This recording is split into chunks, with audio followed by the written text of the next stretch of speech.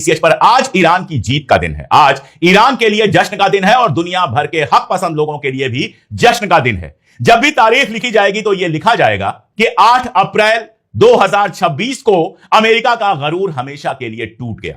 8 अप्रैल 2026 को ईरान दुनिया के नए सुपर पावर के रूप में सामने आया। 8 अप्रैल 2026 को नरेंद्र मोदी की सबसे बड़ी गलती सामने आ गई, साफ हो गई, जब वो जंग के ठीक पहले गए हुए थे इजराइल में और वहां कनेसेट में खड़े होकर कह रहे थे कि मैं इजराइल के साथ हूं। 8 अप्रैल 2026 को यह साबित हो गया कि हथियारों से जंग नहीं जीती जाती है, जंग जीती जाती है हौसलों से। 8 अप्रैल 2026 को यह तय हो गया कि ट्रंप जैसा बड़बोला और असभ्य आदमी, बदतमीज आदमी 7000 साल पुरानी ईरानी सभ्यता को खत्म नहीं कर सकता। वो सिर्फ एक चीज खत्म कर सकता था, अमेरिका की गुंडागर्दी जो सारी दुनिया में चल रही थी, और वो 8 अप्रैल 2026 को खत्म हो गई। जो हुआ वो अपने आप में एक लेसन है।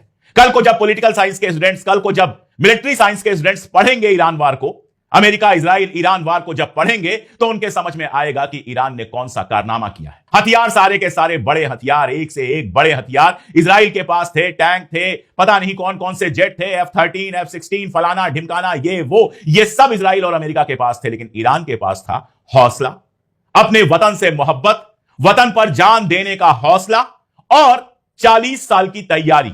एक एक बच्चा ईरान का अपनी आर्मी और अपनी सरकार के साथ खड़ा था। और मैं तो लगातार, जिस दिन से यह जंग शुरू हुई है उसके पहले से लगातार लगभग रोज आपको अपडेट कर रहा हूं। इस पूरे माहौल में, इस पूरे दौर में हमने देखा कि ईरान ने अमेरिका और इजराइल के गरूर को किस कदर तोड़ा है। जिनको लगता था कि 48 घंटे में ईरान को जीत लेंगे, वो 8 अप्रैल 2026 को घुटनों पर बैठकर ईरान की शर्तों पर समझौता कर रहे हैं। ये मिडिल ईस्ट के इतिहास में अपने आप में एक बहुत बड़ी बात है। और अरब मुल्क जो कभी आगे हो रहे थे, कभी पीछे हो रहे थे, उनको ओमान से सीखना चाहिए, जो पहले दिन से ईरान के साथ था। और आज जब समझौते की बात आ रही है तो ईरान खुल के कह रहा है कि स्ट्रेट ऑफ हॉर्मुज से जो हम फीस वसूलेंगे वो ओमान के साथ साझा करेंगे।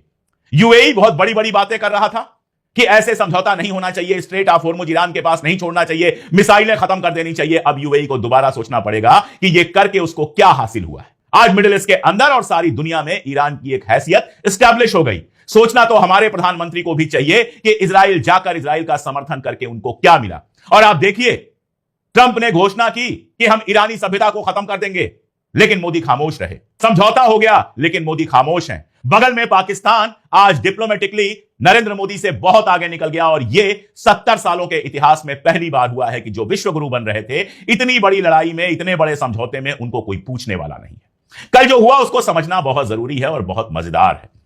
आप जानते हैं कि कल जो ही यह घोषणा हुई कि 8 बजे सब उड़ा दिया जाएगा, ईरान की बहादुर जनता अपने पावर प्लांट्स के आसपास, अपने ब्रिज के आसपास और अपने हिस्टोरिकल मॉन्यूमेंट्स के आसपास जाकर इकट्ठा हो गई।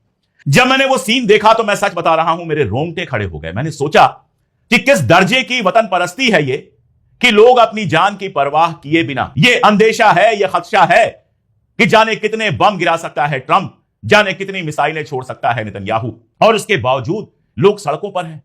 लोग अपने पावर प्लांट्स के चारों तरफ ह्यूमन चेन बनाकर खड़े हैं।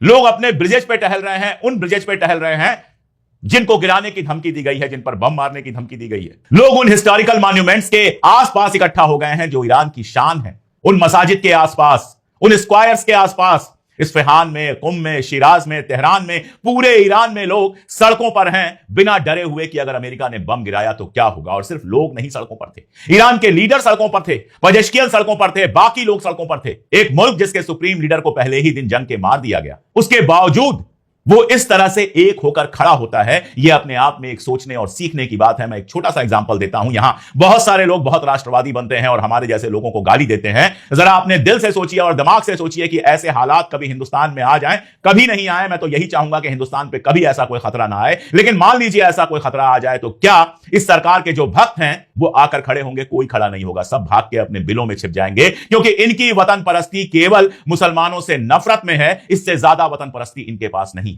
आप सोचिए, ईरान के अंदर एक सिनेगाग पर बम गिरा और वहां के जो चीफ रब्बाई हैं, यहूदियों के जो सबसे बड़े पुजारी हैं, वो सड़क पर आकर खड़े होते हैं और इजराइल की मजम्मत करते हैं, ईरान के साथ खड़े होने की बात करते हैं। इस पूरी जंग में ईरान ने एक धार्मिक स्थान पर हमला नहीं किया। इजराइल में सैकड़ों सिनेगाग होंगे, लेकिन एक सिनेगाग पर भी हमला नहीं किया ईरान ने। सिनेगाग पर हमला किसने किया? सिनेगाग पर हमला किया इजराइल ने। यहूदी धर्म के पूजा स्थल पर हमला किया इजराइल ने। आप सोचिएगा कि वो कैसे खुद को यहूदियों का रिप्रेजेंटेटिव होने की बात कर सकता है। जब पूछा गया ईरान के यहूदियों से तो उन्होंने कहा कि हमें तो यहां सेनेट के अंदर भी, संसद के अंदर भी रिजर्वेशन मिला है, नौकरियां मिली हैं, यहां हम इज्जत और शान से रह रहे हैं, हम तो हमेशा यही चाहते हैं कि ईरान फतेहयाब हो, और ईरान फतेहयाब हुआ।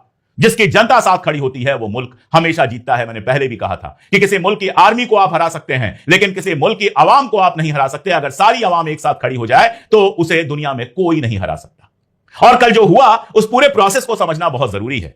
जाहिर है रात भर मैं भी जगा था और आप भी जगे होंगे। कल रात क्या होगा, कल की रात कयामत की रात थी, और कयामत की रात में क्या होगा ये हम सबको एक डर लगा हुआ था। हम में से कोई नहीं चाहता था कि हजारों लाखों लोग मारे जाएं। हम में से कोई नहीं चाहता था कि ईरान के अंदर कुछ बुरा हो। हम सब जगे हुए थे। सबसे पहले जेडी वांस का एक ट्वीट आता है। जेडी वांस यानी अमेरिका के उपराष्ट्रपति, और उस ट्वीट में जेडी वांस ने बातचीत हो रही है जैसी बात लिखी थी। मैंने अपने एक दोस्त को यह भेजा, वो बेहद परेशान थे। मैंने कहा कि मुझे लगता है कि किसी तरह का कोई हमला आज होने वाला नहीं है। उसके बाद बराक राबिट का ट्वीट आता है। बराक राबिट आप जानते हैं, मैं हमेशा इस बात को कहता हूं, कल ट्विटर पे लिखा भी था कि व्हाइट हाउस के शैडो प्रवक्ता है। व्हाइट हाउस को जो बात खुद नहीं कहनी होती है वो बराक राबिट से कहलवाई जाती है। बराक राबिट ने लिखा कि समझौते के बहुत करीब मामला पहुंच गया है, लेकिन 8 बजे तक समझौता हो पाएगा कि नहीं हो पाएगा यह सवाल है। इसी बीच में एक और खेल चल रहा था, इंपीचमेंट का खेल चल रहा था। अमेंडमेंट 25 की बात की जा रही थी जो पहले भी शुरू हो चुकी थी। अमेंडमेंट 25 यह है कि अगर अमेरिका का राष्ट्रपति अमेरिका पर शासन करने लायक नहीं है, उसका दिमागी तवाजुन बिगड़ गया है, या किसी और वजह से यह पाया जाता है कि वो अमेरिका पर शासन करने लायक नहीं है, तो उसको गद्दी से हटाया जा सकता है, इंपीच किया जा सकता है। यह पूरा एक अभियान चलना शुरू हुआ। डेमोक्रेट्स पहले आए, 40-45 डेमोक्रेट्स आए, उसके बाद कुछ रिपब्लिकन भी आए, और यह प्रोसेस अभी भी चल रहा है। इस समझौते के बावजूद ट्रंप को गद्दी से हटाने का प्रोसेस अभी भी चल रहा है। तो यह प्रेशर पड़ना ट्रंप के ऊपर शुरू हुआ। ट्रंप के साथ कौन था? इजराइल तो रहेगा ही, और वो रजा पहलवी जो क्राउन प्रिंस था और जिंदगी भर अब क्राउन प्रिंस ही रहेगा, अब वो कभी ईरान में पैर रखने की हिम्मत